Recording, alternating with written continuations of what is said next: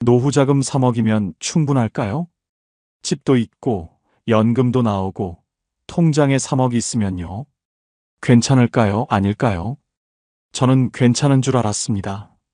근데 은퇴 2년 만에 아내랑 밥상 앞에서 한숨만 쉬고 있었어요. 3억이 있는데 쓸 돈이 없었습니다. 이게 무슨 소리냐고요? 저도 그랬습니다. 있는데 왜 못 쓰는 건지, 우리 부부가 뭘 잘못한 건지, 오늘 그 얘기 해보려고요. 끝까지 들어보시면 아실 겁니다. 마지막 출근 날 아침이었어요. 30년 넘게 다닌 회사였습니다. 새벽같이 나가서 밤늦게 들어오고, 주말에도 불려나가고, 그렇게 평생을 보냈어요. 그날 아침엔 이상하게 일찍 눈이 떠지더라고요. 5시도 안 됐는데 잠이 확 깼습니다. 마지막이라는 게 실감이 안 났거든요. 아내가 아침 차려주면서 그러더군요. 이제 내일부터는 천천히 일어나도 되겠네. 그 말이 좋으면서도 묘하게 허전했습니다. 회사에서 간단하게 퇴직 인사하고 나왔어요. 후배들이 선물이랑 꽃다발 챙겨주더라고요. 사진도 찍고 악수도 하고 30년이 그렇게 끝났습니다. 막상 문 나서는데 뭔가 멍했어요. 끝났다는 게 믿기지 않았거든요. 집에 오는 길에 버스 창밖을 봤습니다. 지나가는 사람들 보이잖아요. 출근하는 사람, 학교 가는 학생. 나만 빠진 것 같은 느낌이 들더라고요. 근데 이상하게 불안하진 않았어요. 오히려 이런 생각이 들었습니다. 그래도 나는 준비한 편이지. 실제로 그랬거든요. 젊을 때부터 저축은 꼬박꼬박 했습니다. 월급 들어오면 먼저 얼마를 떼어놨어요. 그러고 남은 돈으로 생활했죠. 아내도 그런 면에선 저랑 잘 맞았습니다. 사치 부리는 스타일이 아니었거든요. 명품 가방 같은 거 사달라는 소리 한 번 안 했어요. 그게 고마웠습니다. 애들 교육비 들어갈 때가 제일 빠듯했어요. 학원비에 대학 등록금까지. 그때도 허리띠 졸라매면서 버텼습니다. 외식도 줄이고 여행도 미뤘어요. 언젠가 은퇴하면 그때 가자 그랬거든요. 그렇게 30년을 모았습니다. 퇴직금이 꽤 나왔어요. 거기에 평생 모은 돈 합치니까 3억쯤 됐습니다. 정기예금에 나눠서 묶어뒀거든요. 이건 비상금이니까 안 건드리기로 했어요. 서울에 아파트도 있었고요. 대출은 이미 다 갚은 상태였습니다. 국민연금도 곧 나올 예정이었어요. 계산해 보니까 부부 합쳐서 월 140만 원 정도 되더라고요. 많진 않아도 기본은 되겠다 싶었죠. 나중에 알았는데요. 그 생각이 문제였습니다. 주변에 보면 저보다 못한 사람도 많았거든요. 같이 다니던 동기 중에 사업한다고 나갔다가 망한 친구가 있었어요. 퇴직금 날리고 집까지 팔았다더라고요. 와이프랑 헤어졌다는 얘기도 들었습니다. 그거 보면서 속으로 생각했어요.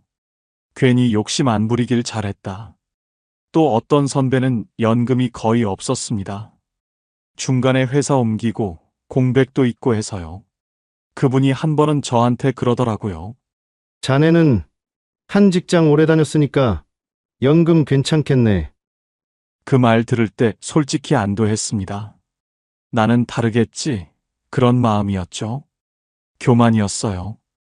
근데 그땐 정말 몰랐습니다. 퇴직하고 첫 달은 참 좋았어요. 아침에 늦잠 자도 되잖아요. 알람 없이 눈 떠지면 일어나고. 그게 얼마나 행복하던지요. 아내랑 오랜만에 근처 공원도 산책했습니다. 커피 한 잔 사들고 벤치에 앉아 있으면요. 이게 은퇴구나 싶더라고요. 평생 일만 했는데 이렇게 쉴 수 있다는 게 감사했어요. 아내도 좋아하더군요. 당신이 집에 있으니까 외롭지 않아서 좋다 그러더라고요. 저녁에 같이 텔레비전 보면서 귤 까먹고 별거 아닌데 그게 행복이었습니다. 미뤄뒀던 여행 얘기도 꺼냈어요. 제주도 가볼까? 부산도 좋겠다. 그런 얘기하면서 웃었거든요. 그렇게 한두 달이 지났습니다. 그때까지만 해도 괜찮았어요. 아직 퇴직금이 통장에 고스란히 있었고요. 연금도 들어오기 시작했거든요. 부족하지 않다고 생각했습니다. 혹시 이런 분 계세요? 은퇴하고 처음 몇 달은 괜찮았는데 어느 순간부터 뭔가 이상해진 분요. 저도 그랬거든요. 처음엔 몰랐습니다. 돈이 새는 게 안 보였어요. 3억이 있으니까요. 연금도 나오니까요. 그게 문제였습니다. 있으니까 괜찮다고 생각한 거예요. 그 생각이 우리 부부를 무너뜨릴 줄은 정말 몰랐습니다. 석 달쯤 지났을 때였습니다. 아내가 통장 정리를 하다가 고개를 갸웃거리더라고요. 여보, 이거 좀 이상한데. 뭐가 이상하냐고 물었죠. 연금 들어왔는데 왜 잔액이 없어? 저도 처음엔 무슨 소린가 했습니다. 분명히 140만 원이 들어왔거든요. 근데 통장을 보니까 정말 그렇더라고요. 들어온 돈이 어디론가 다 빠져나가 있었어요. 관리비가 먼저 나갔습니다. 아파트 관리비가 생각보다 세더라고요. 여름엔 에어컨 돌리니까 30만 원 넘게 나올 때도 있었어요. 겨울엔 난방비가 또 그만큼 나오고요. 그 다음이 보험료였습니다. 저도 몰랐어요. 보험을 이렇게 많이 들어놨는지.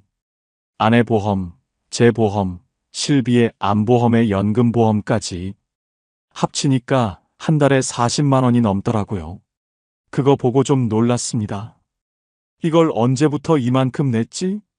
직장 다닐 때는 월급이 들어오니까 신경을 안 썼거든요. 그냥 자동이체로 빠져나가는 거라 몰랐던 거예요.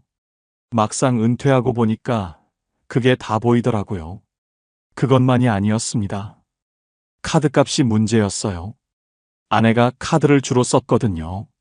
마트 장 보고, 약국 가고, 병원 가고, 다 카드로 긁었습니다.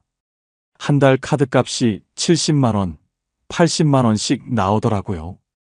뭘 이렇게 썼어? 제가 좀 언짢은 투로 물었나 봐요. 아내 표정이 안 좋아지더군요. 뭘 쓰긴 뭘 써.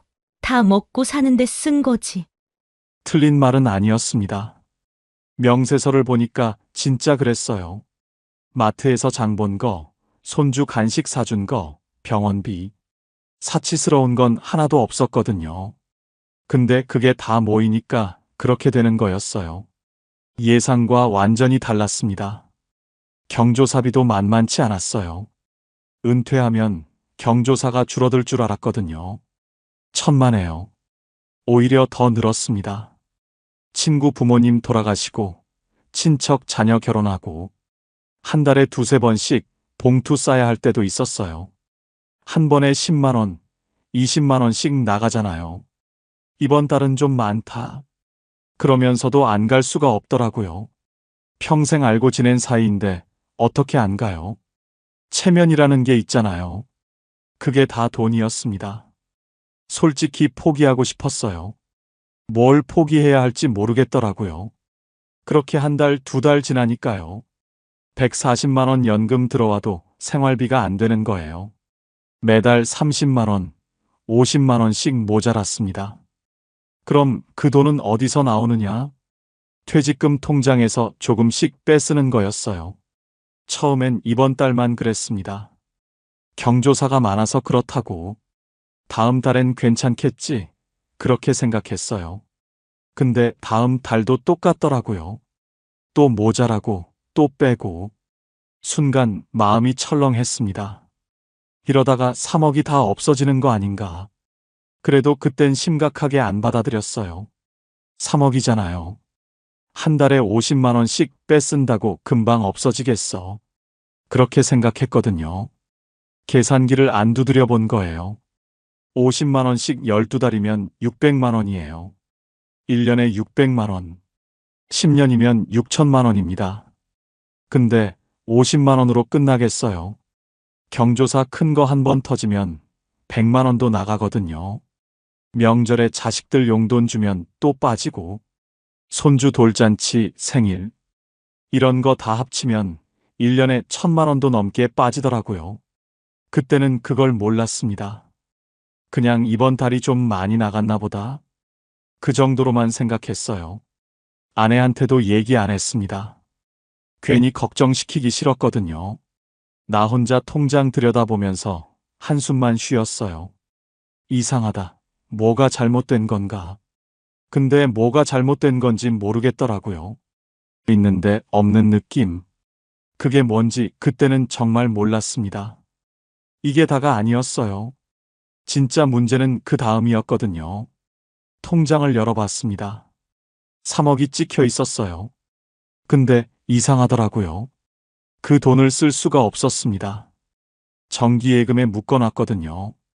1년짜리, 2년짜리, 3년짜리 나눠서 넣어뒀어요. 은퇴할 때 그렇게 정리해 놓은 거였습니다. 그냥 통장에 넣어두면 이자가 거의 안 붙잖아요. 그래서 정기예금으로 돌렸어요. 이자라도 받아야 하니까요. 근데 그 이자라는 게 생각보다 별거 아니었습니다. 3억을 넣어도 이자가 월 50만 원 정도밖에 안 되더라고요. 요즘 금리가 그래요.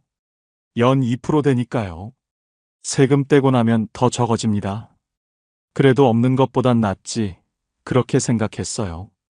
연금 140만 원에 이자 50만 원. 합치면 190만 원이잖아요. 그 정도면 생활은 되겠다 싶었거든요. 막상 해보니까요. 190만 원으로는 안 되더라고요. 관리비 빠지고 보험료 빠지고 통신비에 카드값까지 나가면 남는 게 없었어요. 오히려 모자랐습니다. 그럼 이자를 쓰면 되지 않느냐고요. 그게 또 안 됐어요. 이자가 만기 때 한꺼번에 나오거든요. 중간에 빼려면 해지를 해야 합니다. 중도 해지하면 이자가 다 날아가요. 1년 묶어둔 거 깨면 이자 0.1%도 안 줘요. 그동안 묵혀둔 게 의미가 없어지는 거죠. 그래서 못 건드렸습니다. 아직 만기 안 됐으니까 조금만 참자. 그렇게 버텼어요. 그리고 이 돈은 비상금이기도 했거든요. 아내랑 약속한 거였습니다. 이건 진짜 큰일 났을 때만 쓰자고요. 병원비가 크게 나온다거나, 갑자기 수술해야 한다거나, 그런 상황 아니면 안 건드리기로 했어요. 나이 들면 언제 무슨 일이 생길지 모르잖아요. 그때 쓸 돈은 남겨둬야 한다고 생각했습니다. 그러니까 3억이 있어도 없는 거였어요. 쓸 수 있는 돈이 아니었거든요. 집은 어땠느냐고요? 집이 있으면 되는 거 아니냐고 생각하실 수 있어요. 서울 아파트니까요. 팔면 몇 억은 되잖아요. 저도 처음엔 그랬습니다. 집이 있으니까 최악의 경우엔 팔면 되지. 그렇게 생각했어요. 근데 막상 닥치니까 그게 아니더라고요. 집 팔면 어디서 살아요? 전세 가면 되지 않느냐고요. 서울 전세가 만만합니까? 요즘 전세 사기도 많잖아요. 그리고 이 나이에 이사를 간다고요. 30년 넘게 살던 동네인데 병원도 여기가 익숙하고 마트도 어디 있는지 다 알고 있어요. 아는 사람도 다 여기 있습니다. 그걸 다 버리고 낯선 데로 가야 해요. 생각만 해도 막막했습니다. 영목이지라는 것도 알아봤어요. 집 담보로 매달 돈 받는 거요. 근데 선뜻 손이 안 가더라고요. 내 집인데 은행한테 넘기는 느낌이랄까요. 그리고 그거 받으면 나중에 자식한테 남길 게 없어요. 자식들한테 뭘 바라는 건 아닙니다. 근데 그래도 집 한 채 정도는 남겨주고 싶었어요. 그게 부모 마음이잖아요. 아내도 같은 생각이었습니다. 그것만은 하지 말자 그러더라고요. 그러니까 집도 못 팔고 영목이지도 못하고 있는데 없는 거였어요. 그때 진짜 이런 생각이 들었습니다. 나는 부자인 건가, 가난한 건가. 통장엔 3억이 있고, 내 이름으로 된 아파트도 있고, 근데 매달 쓸 수 있는 돈은 190만 원 뿐이었어요. 그것도 다 나가면 남는 게 없었습니다. 뭔가 잘못된 건 알겠는데요. 뭘 어떻게 해야 할지 모르겠더라고요. 밤에 잠이 안 왔습니다. 누워서 천장만 보면서 계산했어요. 이 돈이면 몇 년 버틸 수 있나? 계산할수록 불안해졌습니다. 아무리 해도 답이 안 나왔거든요. 여기서 끝이 아니었어요. 진짜 힘든 건 그 다음이었습니다. 아내 표정이 달라지기 시작했습니다. 처음엔 저도 몰랐어요. 밥 먹을 때 말이 좀 줄었나, 그 정도였거든요. 근데 시간이 지나니까 확실히 느껴지더라고요. 뭔가 불편한 게 있구나. 그게 뭔지는 말 안 해도 알았습니다. 돈이었어요. 어느 날 장 보고 와서 아내가 한숨을 쉬더라고요. 냉장고에 뭘 넣다가 한참을 서 있었어요. 무슨 일이냐고 물었습니다. 대답이 없었어요. 그냥 고개만 저으면서 방으로 들어가더라고요. 그때부터였던 것 같아요. 밥상 앞에서 대화가 없어진 게. 예전엔 안 그랬거든요. 밥 먹으면서 이런저런 얘기했습니다. 텔레비전에 뭐 나온다? 날씨가 어떻다? 별거 아닌 얘기들이요. 근데 그게 어느 순간부터 없어졌어요. 밥 먹는 소리만 나더라고요. 저도 말을 안 하게 됐습니다. 뭔가 꺼내면 돈 얘기가 될 것 같았거든요. 그게 싫었어요. 작은 것도 눈치가 보이기 시작했습니다. 아내가 마트 갔다 오면 영수증을 슬쩍 보게 되더라고요. 얼마 썼나, 뭘 샀나? 예전엔 그런 적 없었거든요. 그냥 알아서 하는 거니까 신경 안 썼어요. 근데 이젠 자꾸 눈이 가더라고요. 그러다 한 번은 제가 실수를 했습니다. 카드값 명세서 보다가 그만 말이 나왔어요. 이번 달 왜 이렇게 많이 나왔어? 순간 아내 얼굴이 굳더라고요. 그러더니 이러더군요. 당신은 내가 뭘 펑펑 쓰는 줄 알아? 아니, 그런 뜻이 아니었어요. 그냥 물어본 거였거든요. 근데 아내는 그렇게 안 들은 거죠. 그날 저녁 내내 말이 없었습니다. 저도 사과를 못했어요. 내가 뭘 잘못했나 그런 생각이 들었거든요. 지금 생각하면 그게 아니었어요. 아내도 힘들었던 거였습니다. 나름대로 아끼면서 살고 있었던 거예요. 근데 남편이 그걸 지적하니까 서운했던 거죠. 나도 모르게 상처를 준 거였습니다. 그 뒤로 더 불편해졌어요. 경조사 얘기만 나오면 신경이 곤두섰습니다. 누가 결혼한다. 누가 돌아가셨다. 그런 얘기 들으면 먼저 드는 생각이 있었어요. 또 돈 나가겠구나. 안 갈 수도 없잖아요. 평생 알고 지낸 사람들인데. 근데 갈 때마다 10만 원, 20만 원씩 나가니까요. 한 달에 두세 번씩 있으면 그것만 50만 원이에요. 제가 한 번은 이랬습니다. 이번 건 안 가면 안 되나? 아내가 한참을 쳐다보더군요. 아무 말도 안 하고요. 그 눈빛이 아직도 기억나요. 실망한 눈이었습니다. 평생 같이 살면서 그런 눈 처음 봤어요. 결국 그 경조사는 갔습니다. 근데 가는 내내 마음이 불편했어요. 아내도 저도 말이 없었거든요. 돈 때문에 사이가 이렇게 되는구나. 그때 처음 느꼈습니다. 밤에 누워서 아내 등을 봤어요. 돌아 누워서 자더라고요. 예전엔 안 그랬거든요. 마주보고 얘기하다 잠들 때도 많았어요. 근데 언제부터인가 등을 돌리고 자게 됐습니다. 손 한번 잡아보려다가 그만뒀어요. 괜히 더 어색해질 것 같았거든요. 천장을 보면서 생각했습니다. 우리가 왜 이렇게 됐을까? 30년 넘게 같이 살았어요. 힘든 일도 많았지만 다 버텼거든요. 애들 키울 때, 시댁 문제 있을 때, 다 함께 넘겼습니다. 근데 은퇴하고 나니까 이렇게 됐어요. 돈 때문에. 그게 제일 비참했습니다. 없어서 싸우는 것도 아니었거든요. 있는데 못 쓰니까 싸우는 거였어요. 3억이 있는데, 집도 있는데, 그 돈 때문에 부부 사이가 이렇게 되다니. 아이러니하더라고요. 그때 깨달았습니다. 돈이 없는 게 문제가 아니었어요. 돈을 어떻게 써야 하는지 모르는 게 문제였습니다. 준비만 했지 쓰는 연습을 안 한 거였어요. 근데 깨달았다고 바로 해결되는 건 아니었습니다. 상황은 점점 더 나빠지고 있었거든요. 버틸 수 있을 줄 알았습니다. 만기까지만 참으면 되니까요. 1년짜리는 곧 만기되고 그때 이자 받으면 좀 나아지겠지. 그렇게 생각했어요. 근데 현실은 안 기다려주더라고요. 그달 경조사가 3번이나 있었습니다. 친척 결혼에 동창 부친상까지. 거기다 보험료 연납 할인받으려고 1년치를 한꺼번에 냈거든요. 그게 겹치니까 190만 원으로는 어림도 없었어요. 100만 원 넘게 모자랐습니다. 통장을 들여다봤어요. 생활비 통장엔 20만 원 남짓 있었습니다. 카드값 결제일은 다가오고 있었고요. 어떻게 해야 하나 며칠을 고민했어요. 결국 그 돈을 건드렸습니다. 정기예금이요. 안 깨려고 그렇게 버텼는데 결국 손을 댔어요. 은행에 가서 중도해지 신청했습니다. 창구 직원이 물어보더라고요. 만기까지 3개월 남았는데 괜찮으시겠냐고.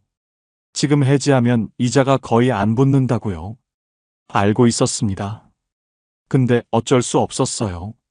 당장 이번 달을 넘겨야 하니까요. 1년 가까이 묶어둔 돈이었거든요. 이자가 제법 붙었을 거였습니다. 근데 중도해지하니까 0.1%도 안 주더라고요. 1년 동안 50만 원 넘게 받을 수 있었던 이자가 몇천 원으로 쪼그라들었어요. 통장에 찍힌 숫자 보면서 한참을 서 있었습니다. 아깝다는 생각보다 허탈했어요. 이러려고 그렇게 참았나 싶었거든요. 그날 집에 와서 아무 말도 못했습니다. 아내한테 얘기 안 했어요. 그냥 조용히 넘어갔습니다. 이번 한 번만이야. 다음 달부터는 괜찮겠지. 스스로한테 그렇게 말했어요. 그게 거짓말이었습니다. 다음 달도 모자랐거든요. 그 다음 달도 마찬가지였어요. 매달 30만 원, 50만 원씩 구멍이 났습니다. 그때마다 정기예금을 깼어요. 한 번 손 떼니까 2번째는 쉬워지더라고요. 3번째는 더 쉬웠고요. 처음엔 며칠씩 고민했거든요. 나중엔 그냥 깼습니다. 어차피 깨야 되니까 그런 마음이었어요. 그게 무서웠습니다. 무뎌지는 게요. 3억이 2억 8천이 됐습니다. 2억 8천이 2억 5천이 됐어요. 줄어드는 숫자를 보면서 잠이 안 왔습니다. 밤마다 계산기를 두드렸어요. 이 속도면 몇 년 버틸 수 있나? 10년은 될 줄 알았거든요. 계산해 보니까 7년도 안 되더라고요. 5년, 6년 정도. 그것도 지금처럼만 쓰면 그렇다는 거예요. 큰 병이라도 나면 끝이었습니다. 한 번은 새벽 3시에 깼어요. 화장실 갔다가 거울을 봤습니다. 눈이 퀭하더라고요. 내가 왜 이러고 있나 싶었어요. 돈이 없는 것도 아닌데, 3억이나 있는데. 근데 왜 이렇게 불안하지? 그 생각을 하니까 눈물이 나려고 하더라고요. 참았습니다. 남자가 운다고 뭐가 달라지겠어요. 아내한테는 계속 말 못했습니다. 걱정시키기 싫었거든요. 혼자 끙끙대면서 버텼어요. 근데 언제까지 숨길 수 있겠어요? 어느 날 아내가 통장 정리를 하다가 물었습니다. 여보, 이 통장 잔액이 왜 이래? 심장이 철렁했어요. 들킨 거였습니다. 아무 말도 못했어요. 뭐라고 해야 할지 모르겠더라고요. 아내가 한참을 쳐다봤습니다. 화를 낼 줄 알았어요. 왜 말 안 했냐고, 왜 혼자 그랬냐고. 그럴 줄 알았거든요. 근데 아내가 그냥 고개를 숙이더라고요. 한마디도 안 하고요. 그게 더 힘들었습니다. 차라리 화를 내지. 아무 말 없는 게 더 무섭더라고요. 그날 밤 둘 다 잠을 못 잤어요. 같은 방에 있는데 서로 말이 없었습니다.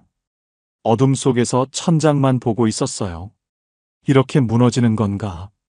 그런 생각이 들었습니다. 평생 모은 돈인데 이렇게 허무하게 사라지는 건가? 그때가 제일 바닥이었던 것 같아요. 며칠이 지났습니다. 아내가 먼저 말을 꺼냈어요. 우리 한번 앉아서 얘기하자. 거실 테이블에 마주 앉았습니다. 아내가 종이를 꺼내더라고요. 거기에 뭔가 적혀 있었어요. 매달 나가는 돈을 정리해 놓은 거였습니다. 관리비, 보험료, 통신비, 공과금, 경조사비, 카드값, 생활비 하나하나 적어놨더라고요. 저도 처음 제대로 본 거였어요. 이렇게 많이 나가는지 몰랐거든요.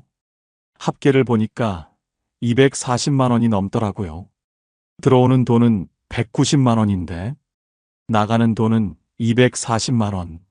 매달 50만 원씩 마이너스였어요. 숫자로 보니까 확실하더라고요. 이래서 안 됐구나. 그때 알았습니다. 우리가 뭘 잘못했는지. 모으기만 했지 쓰는 걸 몰랐던 거예요. 30년 동안 저축만 했거든요. 월급 들어오면 얼마를 모을까? 그 생각만 했어요. 얼마를 써야 하나, 그건 생각 안 했습니다. 쓰는 건 알아서 되는 줄 알았거든요. 아니었어요. 은퇴하면 수입이 확 줄어들잖아요. 근데 지출은 안 줄어요. 오히려 늘어나는 것도 있더라고요. 병원비가 그랬습니다. 젊을 때는 병원 갈 일이 거의 없었거든요. 근데 나이 드니까 달라지더라고요. 여기저기 안 아픈 데가 없었어요. 정형외과, 내과, 안과. 한 달에 병원만 서너 번을 가요. 그때마다 몇만 원씩 나가는 거죠. 보험이 있으니까 괜찮다고 생각했어요. 근데 보험 적용 안 되는 것도 많더라고요. 그런 건 다 잡이었습니다. 경조사도 마찬가지예요. 은퇴하면 줄어드는 줄 알았거든요. 천만에요. 친구들 부모님 돌아가시고, 친척 자녀들 결혼하고, 손주 돌잔치에 100일잔치까지 줄어들기는커녕 더 늘었습니다. 직장 다닐 때는 월급이 있으니까 상관없었어요. 그냥 나가면 나가는 거지 했거든요. 근데 수입이 190만 원밖에 없는데 경조사만 50만 원 나가면 어떻게 해요? 먹고 살 돈이 없어지는 거죠.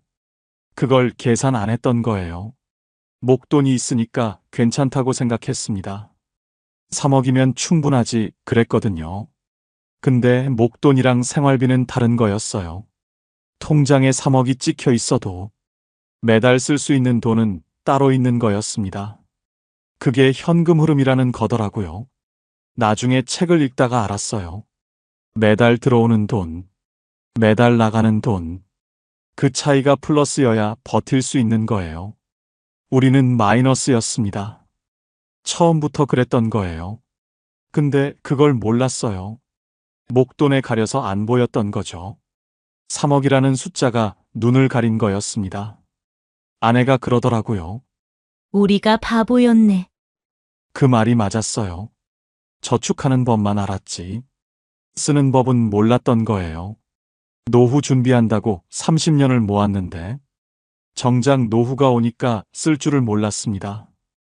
이게 뭔가 싶더라고요. 허무했어요. 그렇게 열심히 모았는데 준비 다 됐다고 생각했는데 정작 중요한 걸 빠뜨린 거였어요. 매달 얼마가 들어오고 매달 얼마가 나가는지 그 간단한 계산을 안 한 거였습니다. 그걸 알았을 때 정말 후회가 되더라고요. 왜 진작 이 생각을 못했을까? 왜 은퇴하기 전에 계산을 안 해봤을까? 근데 후회해봤자 소용없었어요. 이미 돈은 깨졌고 상황은 나빠져 있었으니까요. 후회보다 중요한 게 있었습니다. 지금이라도 뭔가 해야 했어요. 아내 얼굴을 봤습니다. 아내도 저를 보더라고요. 뭔가 해보자. 눈빛으로 그렇게 말하는 것 같았어요. 그날부터 달라졌습니다. 아내랑 저녁마다 테이블에 앉았어요. 종이랑 계산기를 놓고요.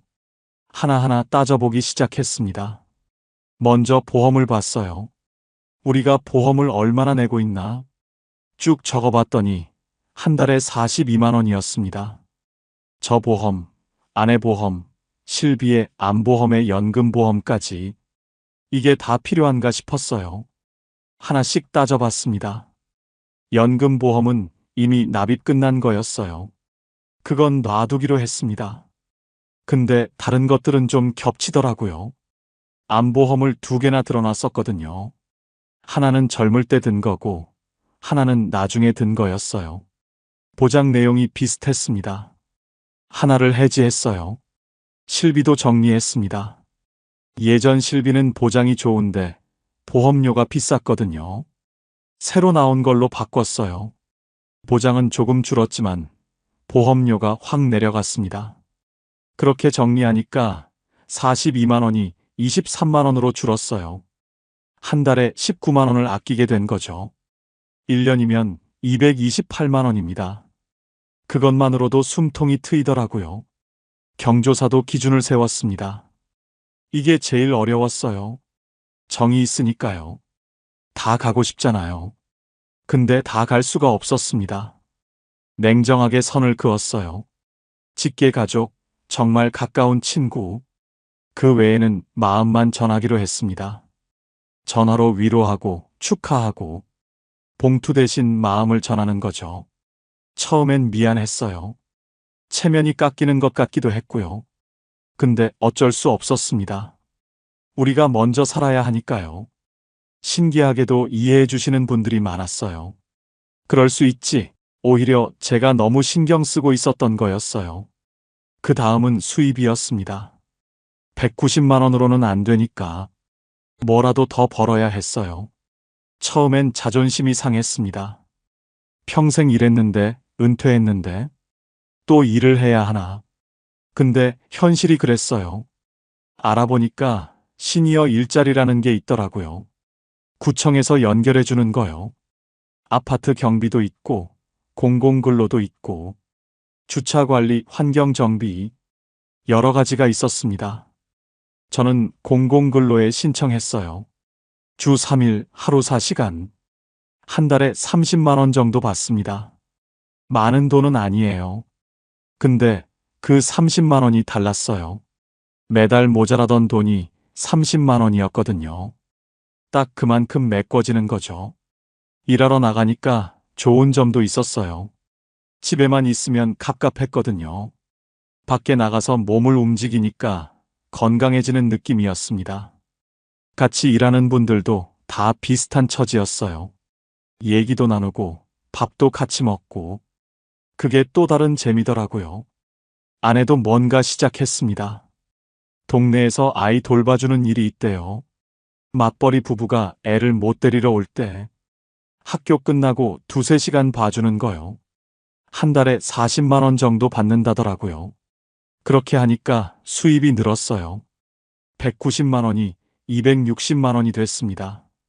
나가는 돈도 줄였고요. 240만 원이 200만 원 정도로 내려왔어요. 드디어 플러스가 된 거죠. 매달 60만 원이 남게 됐습니다. 물론 쉽지 않았어요. 일이 힘들 때도 있었고, 경조사 못 간다고 할 때 마음 아플 때도 있었고요. 근데 달랐습니다. 예전처럼 불안하지 않았어요. 매달 얼마가 들어오고 나가는지 아니까요. 그게 제일 중요한 거였습니다. 숫자가 보이니까 마음이 편해졌어요. 아내랑 밥상 앞에서 다시 얘기하게 됐습니다. 오늘 뭐 했어? 누구 만났어? 그런 대화가 돌아왔어요. 돈 때문에 틀어졌던 게 돈을 정리하니까 풀리더라고요. 참 아이러니했습니다. 완전히 해결된 건 아닙니다. 솔직히 말씀드릴게요. 3억이 2억 3천만 원으로 줄었어요. 7천만 원이 사라진 거죠. 그 돈 생각하면 아직도 아깝습니다. 진작 정신 차렸으면 안 깨도 됐을 돈이에요. 근데 후회만 하고 있을 수는 없잖아요. 지금 할 수 있는 걸 해야죠. 요즘 우리 부부는 매달 가계부를 씁니다. 대단한 거 아니에요. 노트에 그냥 적는 거예요. 이번 달 들어온 돈 얼마, 나간 돈 얼마, 남은 돈 얼마. 그거 세 줄이면 됩니다. 예전엔 이것도 안 했어요. 통장에 돈이 있으니까 됐지, 그랬거든요. 그게 문제였습니다. 지금은 달라요. 매달 1일에 아내랑 앉아서 정리합니다. 지난달에 뭘 썼는지, 이번 달엔 뭐가 나갈 예정인지 미리 다 적어놓고 시작해요. 그러니까 놀라는 일이 없어졌습니다. 예전엔 카드값 나오면 깜짝 놀랐거든요. 이렇게 많이 썼나 그랬어요. 지금은 안 놀라요. 이미 알고 있으니까요. 그게 마음을 편하게 해줍니다. 수입도 안정됐어요. 연금 140만 원에 이자 50만 원. 거기에 제가 버는 30만 원, 아내가 버는 40만 원. 합치면 260만 원 정도 됩니다. 지출은 200만 원 선에서 맞추고 있어요. 매달 50만 원에서 60만 원은 남습니다. 남는 돈은 비상금으로 모아두고 있어요. 또 무슨 일이 생길지 모르니까요. 경조사도 예상보다 많이 나갈 수 있고, 병원비도 갑자기 클 수 있잖아요. 그때 쓸 돈을 따로 모아두는 거죠. 정기예금에 묶어두는 게 아니라 바로 꺼내 쓸 수 있는 통장이에요. 이게 진짜 비상금이더라고요. 예전엔 3억이 비상금인 줄 알았거든요. 아니었어요. 묶여있는 돈은 비상금이 아니에요. 바로 쓸 수 있어야 비상금입니다. 그걸 이제야 알았어요. 일하는 것도 익숙해졌습니다. 처음엔 자존심이 상했거든요. 은퇴했는데 또 일해야 하나. 그런 생각이 있었어요. 지금은 안 그래요. 일하러 나가면 오히려 좋습니다. 집에만 있으면 갑갑하거든요. 밖에 나가서 사람들 만나고, 몸도 움직이고, 그게 건강에도 좋은 것 같아요. 예전에 아침마다 눈 뜨면 허무했거든요. 오늘 뭐 하지? 그 생각밖에 안 났어요. 지금은 달라요. 할 일이 있으니까요. 삶에 리듬이 생긴 거죠. 아내랑 사이도 좋아졌습니다. 돈 문제가 정리되니까 마음이 편해졌어요. 예전엔 밥상 앞에서 말이 없었잖아요. 지금은 얘기할 게 많아요. 오늘 누구 만났다. 뭐가 힘들었다. 그런 얘기 나누면서 밥 먹습니다. 얼마 전에 아내가 그러더라고요. 당신이 요즘 얼굴이 좋아졌어. 그 말 듣고 거울을 봤어요. 정말 그런 것 같았습니다. 예전엔 눈이 퀭했거든요. 잠을 못 자서 그랬어요. 지금은 잠을 잘 잡니다. 불안하지 않으니까요. 돈이 늘어서가 아니에요. 돈이 어떻게 돌아가는지 알게 돼서 그래요. 그게 다릅니다. 혹시 이 얘기 듣고 계신 분들 중에 저랑 비슷한 분 계실지 모르겠어요. 집도 있고 목돈도 있고 연금도 나오는데 왜 이렇게 불안하지? 그런 분요. 한번 계산해 보세요. 매달 들어오는 돈이 얼마인지, 매달 나가는 돈이 얼마인지, 그 차이가 플러스인지 마이너스인지, 그거 하나만 알아도 달라집니다. 통장에 얼마가 있느냐가 중요한 게 아니에요. 매달 현금이 어떻게 도는지가 중요합니다. 저희도 늦었어요. 7천만 원이나 깨고 나서야 정신 차렸으니까요. 근데 그때라도 알아서 다행이라고 생각해요. 아직 2억이 넘게 남았으니까요. 더 늦었으면 어떻게 됐을지 모릅니다. 지금 우리 부부는 괜찮아요. 넉넉하진 않습니다. 근데 불안하지도 않아요. 그 정도면 된 거죠. 노후가 이런 거구나. 이제야 알 것 같습니다. 오늘 긴 얘기 들어주셨어요. 돌이켜보면 참 바보 같았습니다. 3억이 있으니까 괜찮다고 생각했거든요.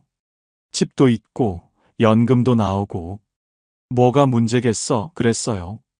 근데 막상 살아보니까 아니더라고요. 있는데 없는 느낌. 그게 뭔지 이제는 알아요. 매달 쓸 수 있는 돈이 없었던 거였습니다. 통장 잔고가 중요한 게 아니었어요. 매달 들어오고 나가는 돈. 그게 맞아야 하는 거였습니다. 저희는 그걸 몰랐어요. 7천만 원을 깨고 나서야 알았습니다. 비싼 수업료였죠.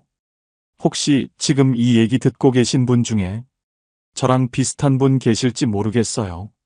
목돈은 있는데 왜 불안하지? 연금 나오는데 왜 모자라지? 그런 생각 드시는 분요. 한번 적어보세요. 매달 들어오는 돈, 매달 나가는 돈. 그거 두 줄이면 됩니다. 그 차이가 보이면 달라져요. 저희도 그랬거든요.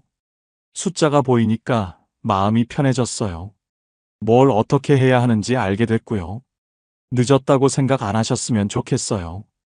저희도 늦었거든요. 근데 그때라도 알아서 다행이었습니다. 지금은 괜찮으니까요. 오늘 얘기가 조금이라도 도움이 됐으면 좋겠습니다. 비슷한 고민 있으신 분들, 주변에 이런 분 계시면 한번 보여주셔도 좋을 것 같아요. 다음에도 도움되는 이야기로 찾아올게요. 구독하고 좋아요 눌러주시면 큰 힘이 됩니다. 감사합니다. 봄날 이야기였습니다. 형제자매가 넷입니다. 그중 막내는 저예요. 그리고 아버지는 돌아가시며 유산을 저 혼자에게 남기셨습니다. 그날 이후 형제자매들과의 관계는 완전히 달라졌습니다. 어떤 말도 어떤 설명도 그들에게는 변명이 되어버렸고 저는 조용히 가족을 등진 사람이 되었죠. 하지만요, 그 누구보다 아버지를 가장 오랫동안 곁에서 모셨던 건 바로 저였습니다. 이 영상 끝까지 보시면 유산 문제에서 정말 중요한 게 뭔지, 그리고 모르고 넘기면 얼마나 억울해질 수 있는지 꼭 아시게 될 겁니다. 구독과 좋아요 눌러주시면 이야기가 시작됩니다. 저는 올해로 52살입니다. 이 나이가 되니 부모님을 모시고 아이들도 챙기고 가끔은 제 자신이 어디쯤 있는 건지 모르겠을 때가 많아요. 몇 년 전 평소와 다름없이 저녁을 준비하던 날이었어요. 큰오빠에게 전화가 왔습니다. 아버지가 쓰러지셨어.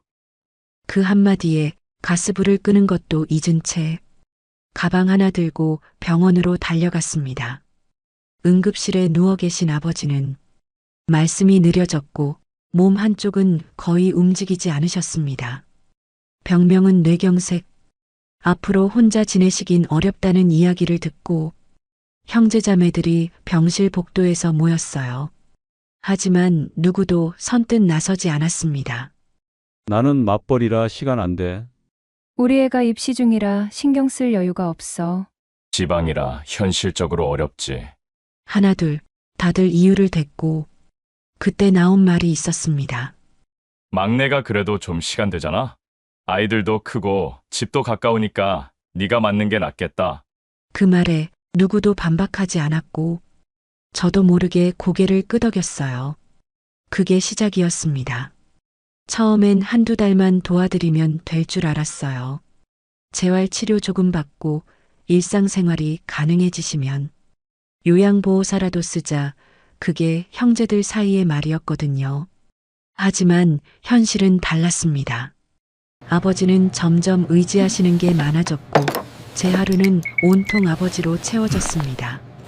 아침 6시에 일어나 죽을 끓이고 약을 한 알한 알컵에 나눠 담고 식사 도중엔 체하지 않도록 천천히 떠먹여드리고 병원에 가는 날이면 휠체어를 차에 싣고 진료실 문 앞에서 몇 시간씩 기다리고 계단이라도 나오면 등에 업고 옮겨야 했어요. 한 번은 겨울 눈 오는 날이었어요. 아버지를 모시고 동네 보건소에 독감 주사를 맞으러 가는 길이었죠. 미끄러울까봐 손 꼭 잡고 한 발 한 발 내딛는데 아버지가 그러셨어요. 내가 네 손 잡고 걷게 될 줄이야. 그 말에 눈물이 핑 돌았습니다. 그 순간만큼은 모든 게 다 괜찮다고 느껴졌어요. 하지만 그런 감정도 형제들 앞에선 쉽게 꺼내지 못했습니다. 명절 즈음에 한 번씩 집에 와서 밥 한 끼 먹고는 잘 모셔드려 한마디 남기고 가는 그들에게 내가 얼마나 힘든지 말하면 그게 괜한 하소연 같아 보여서요. 넌 그래도 같이 있어 주잖아. 우리 못해줘서 미안하다. 그런 말 몇 마디면 다 이해되더라고요. 그게 가족이니까요. 그래서 저는 탓하지 않았습니다. 그저 제 몫이라 생각했어요. 하지만 지금 와서 돌이켜보면 그 7년의 시간은 단순한 간병이 아니라 제 인생 전체를 다시 쓰는 일이었다는 걸 알게 됐습니다. 아버지는 겨울이 채 지나기도 전에 조용히 눈을 감으셨습니다. 그날도 평소처럼 아침 죽을 드리려고 식탁에 수저를 놓았는데 방 안에서 아무런 인기척이 없더라고요. 불안한 마음에 문을 열었을 때 아버지는 평소처럼 이불을 덮은 채 누워 계셨는데 표정이 참 편안했습니다. 마치 꿈속에서 누군가를 만나러 가신 것처럼요. 그 순간이 아직도 생생합니다. 시간이 멈춘 듯 했고 가슴 깊은 데서 조용히 무너지는 소리가 났어요. 그래도 잘 가셨다. 제 안의 슬픔과 안도, 후회와 고마움이 한꺼번에 얽혀 눈물로 터져 나왔습니다. 장례식은 간소하게 치렀습니다. 멀리 떨어져 있던 형제자매들도 모두 왔고 오랜만에 한자리에 모인 가족들은 묘하게 어색하고 또 조심스러웠습니다. 그런데요, 모든 절차를 마친 후 큰오빠가 작은 봉투 하나를 꺼내 들었습니다. 이거 아버지 유언장이래. 손으로 직접 쓰신 거래. 순간 공기가 바뀌는 게 느껴졌습니다. 모두가 그 봉투를 바라봤고 누군가는 눈을 피했고 누군가는 기대 반, 불안 반의 표정을 짓고 있었어요. 조심스럽게 봉투를 열어 펼친 종이에는 선명한 필체로 이렇게 적혀 있었습니다.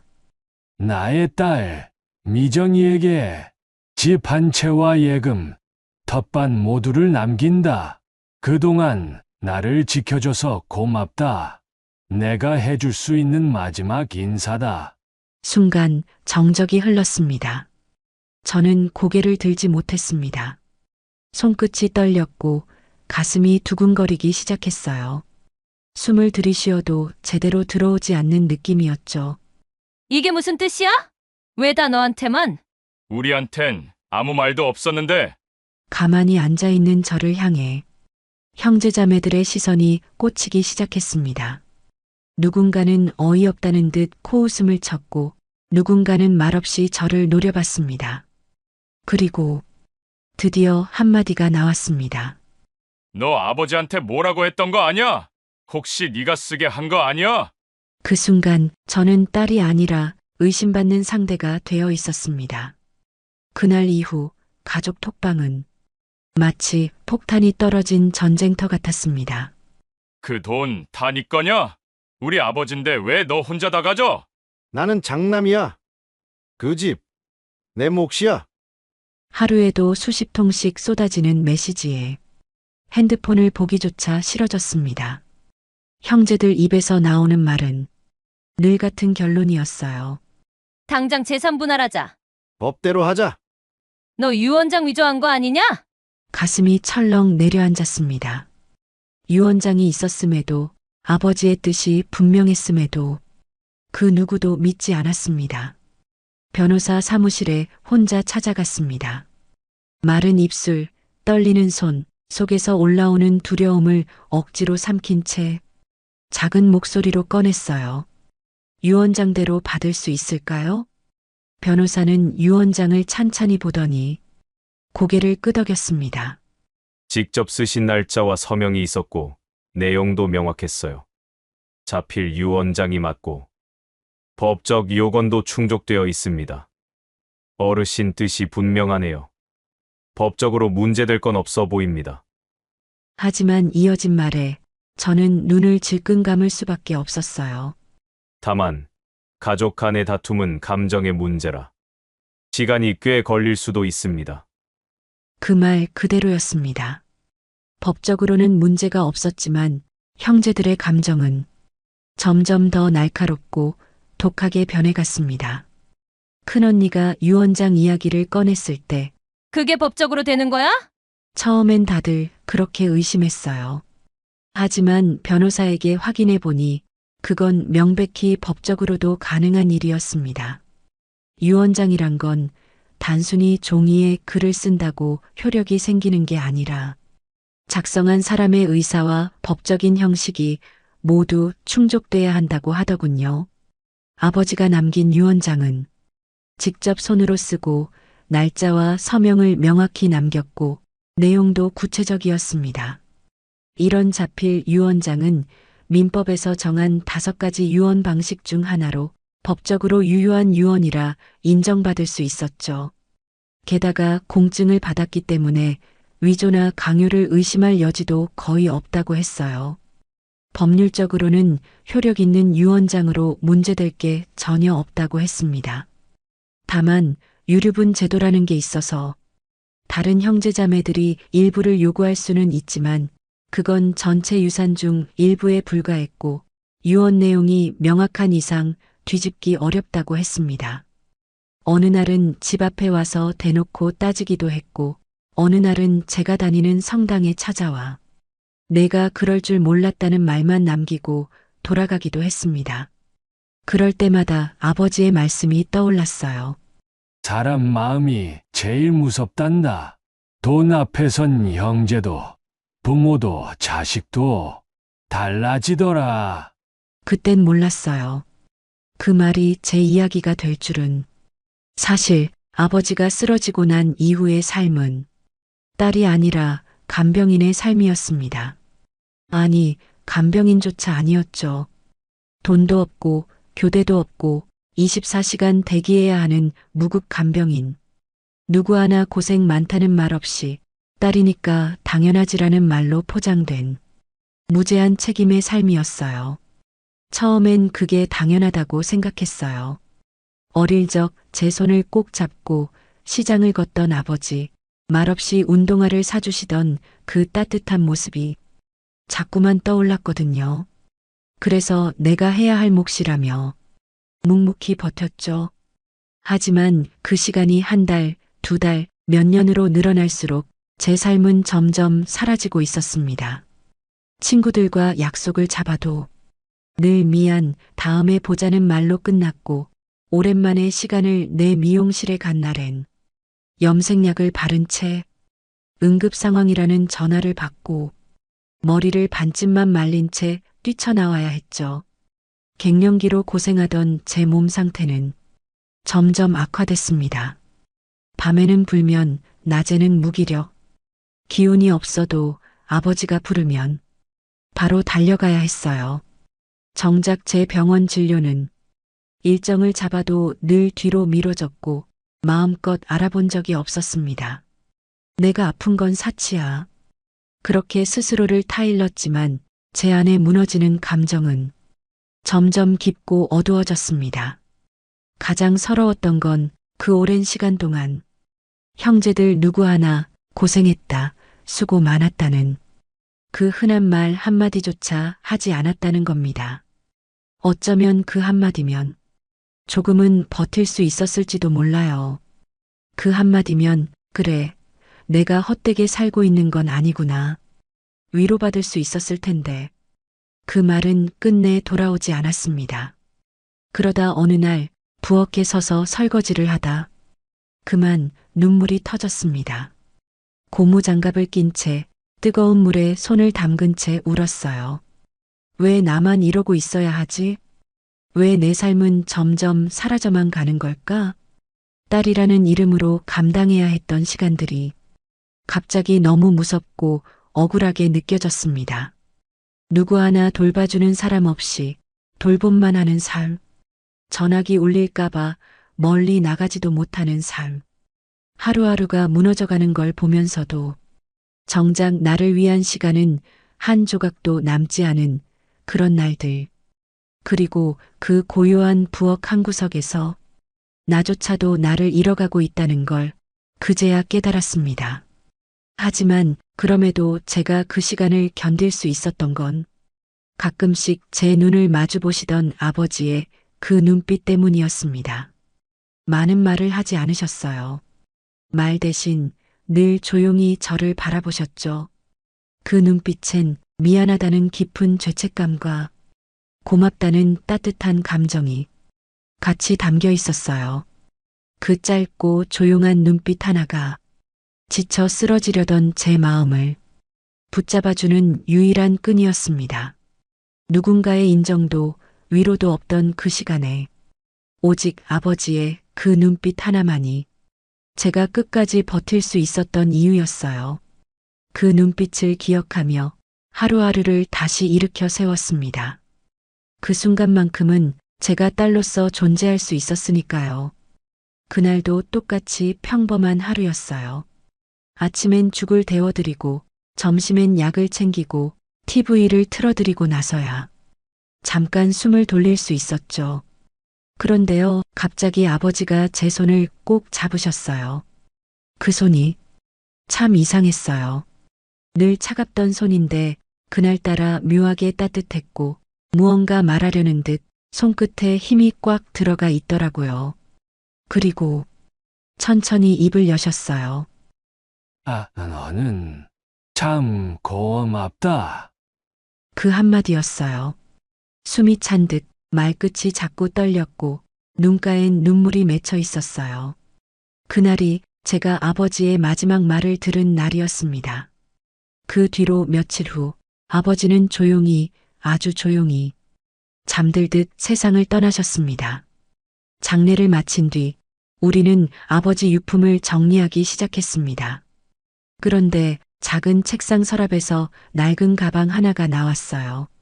가방 안에는 오래된 통장, 서류 뭉치, 그리고 봉투 하나가 들어 있었죠. 그 봉투 겉면에는 막내에게 전해주라는 아버지의 필체가 또박또박 적혀 있었어요.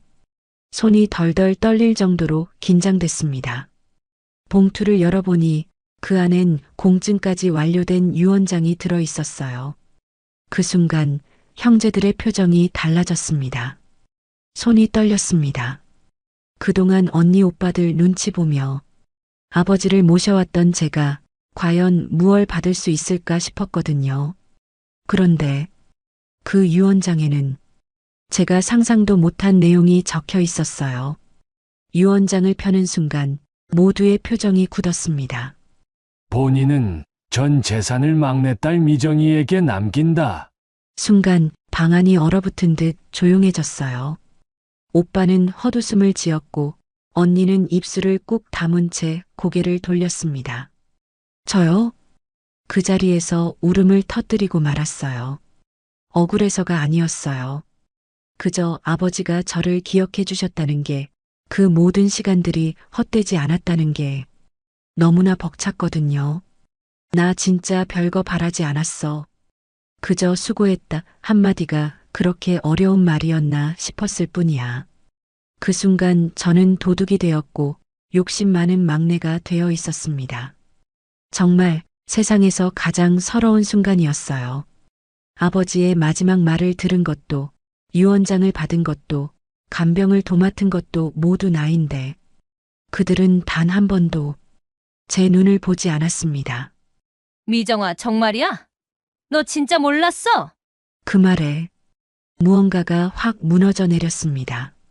그래, 다 가져. 어차피 우리는 아무것도 못 받은 거니까.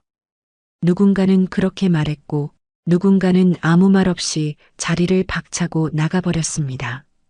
그날 이후 우린 다시 가족이 아니게 되었습니다. 셋째 언니는 제게 등을 돌렸습니다. 넌 끝까지 그러는구나. 엄마 돌아가셨을 때도 그러더니. 그 말에 숨이 턱 막혔어요.